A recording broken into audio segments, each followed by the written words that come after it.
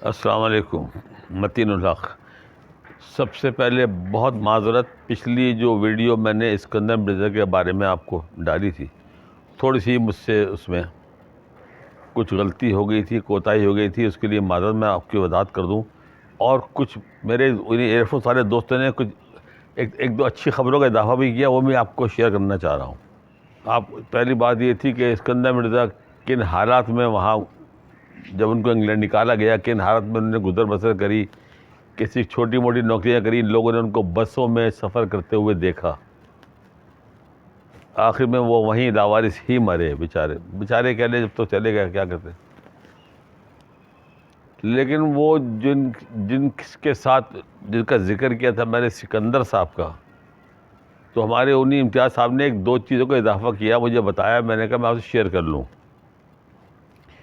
امتیاز سکندر صاحب کو فارغ کر دیا گیا تھا ایوان صدر سے، واپس ایئر فورس چلے گئے تھے. وہ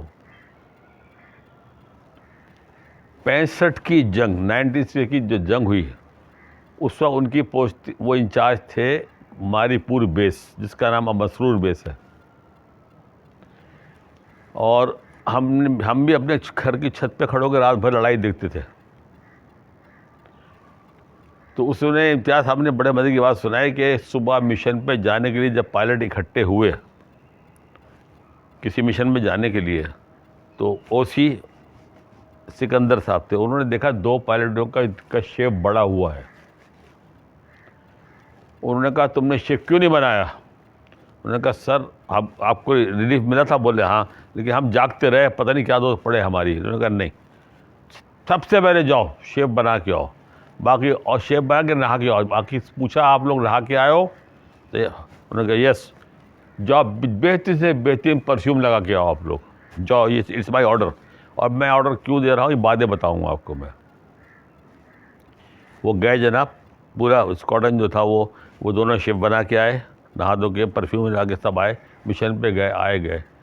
جنگ ختم ہو گئی. اب انہوں نے ان کو بلایا، سب کو اکٹھا. اچھا، وہ بتاتے ہی ہیں کہ وہ اپنے نیچے والے جوانوں کو اپنے بچوں کی طرح رکھتے تھے، وہ بے تکلفی کے ساتھ.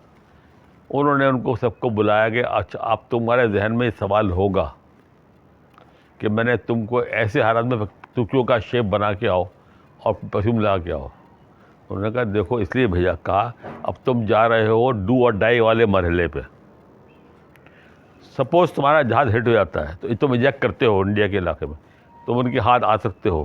اور ظالموں تمہارے چہرے چمکتے ہونے چاہیے نا، جا کے تمہارے شیپ بڑے ہوئے ہوں اور مذاق اڑائیں لو 2 دن کی لڑائی کے اندر، کیا شکل ہو گئی ان کی. اس لیے میں تم سے کہا تھا.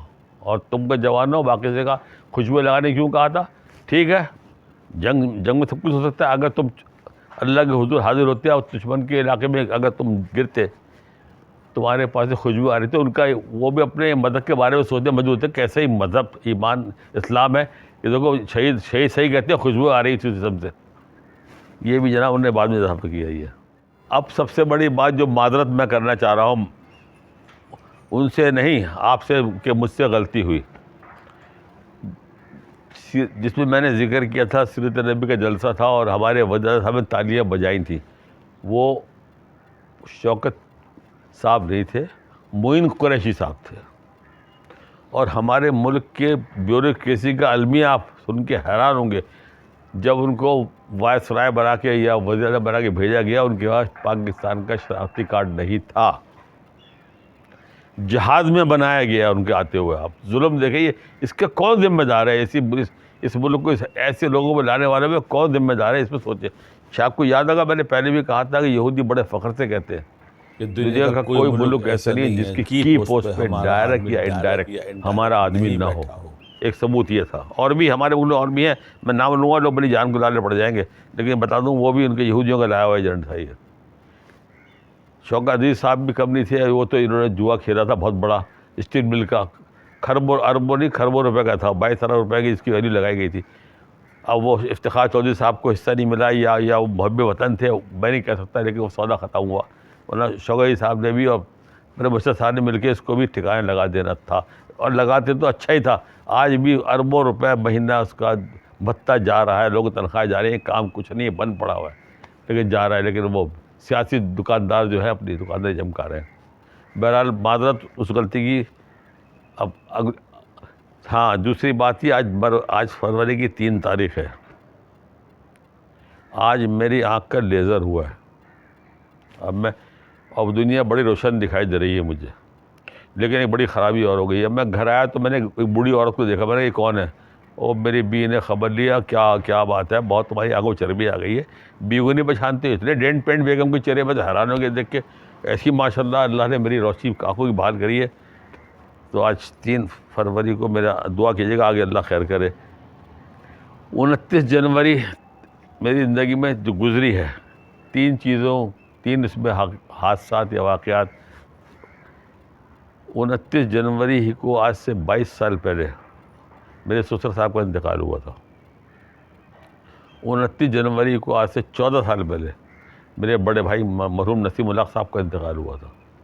29 جنوری ہی میری شادی کی 55ویں 55 والی برسی کہہ لیں, برسی کو برس گزرنے, سالگرہ تو لوگ کہتے ہیں نا برسی کہنی چاہیے, گزر گیا تو برسی ہو گئی نا, برس سے برسی میری وہ ہے. الحمدللہ اللہ نے شکر ہے بڑے خوشیوں کے ساتھ, بچوں خوشیوں کے ساتھ اللہ تعالیٰ نے بڑا کرم اس کام کو ادا کری. اس کا ہم شکر ادا نہیں کر سکتے. بہرحال دعا کیجیے جتنی ہو اللہ دے, ہاتھ پیروں پہ دے. اب آپ اگلی کہانی دیکھ لیجیے گا, مایوسی کفر ہے اس کا نام ہے. دیکھیے کس طرح سے ایک آدمی نے کیا وقت دیکھا ہوا تھا, کیا وقت ہوا, پھر اللہ نے کیسا ہاتھ پکڑا, وہ آپ دیکھیے گا ضرور اس کو.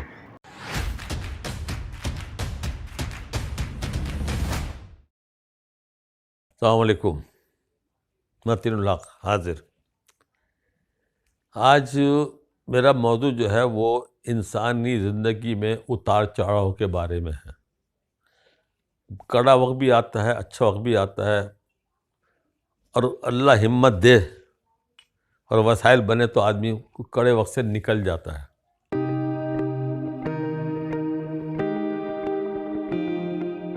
یہ جو آج میں واقعہ سنا رہا ہوں تقریباً اس کا دورانیہ 15 سے 16 سال پہ محیط ہے.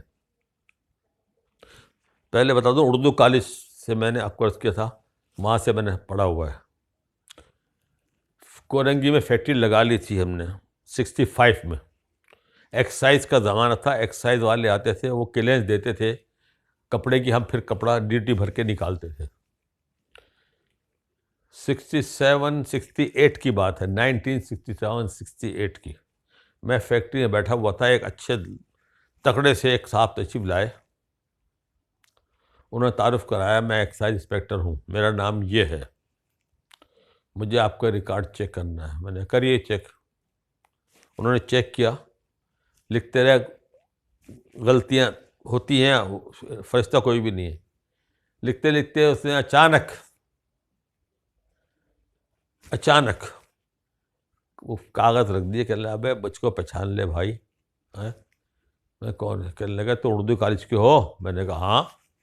کہنے لگا میرا نام ہے افتخار احمد خان, میں تمہارا سینئر ہوں, تھا کالج میں, اور فٹ بال کا پلیئر. ہاں. میں نے کہا یار افتخار بھائی تم, روزانہ ہماری ان کی دوستی ہو گئی, اور ایسی دوستی, اور نبھائی سخت دوستی.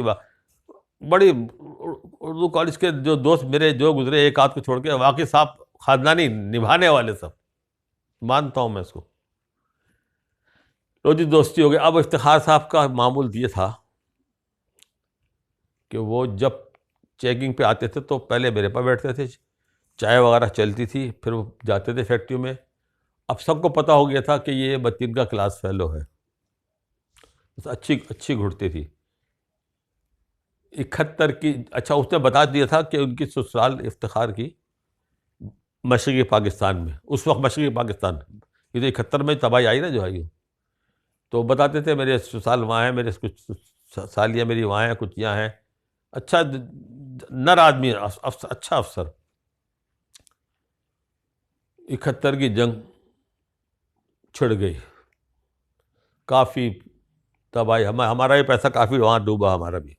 بہرحال چلیے, اچھے جو دکاندار تھے انہوں نے پیسے بھجوا بھی دیے تھے 2-3 سال کے بعد پاکستان.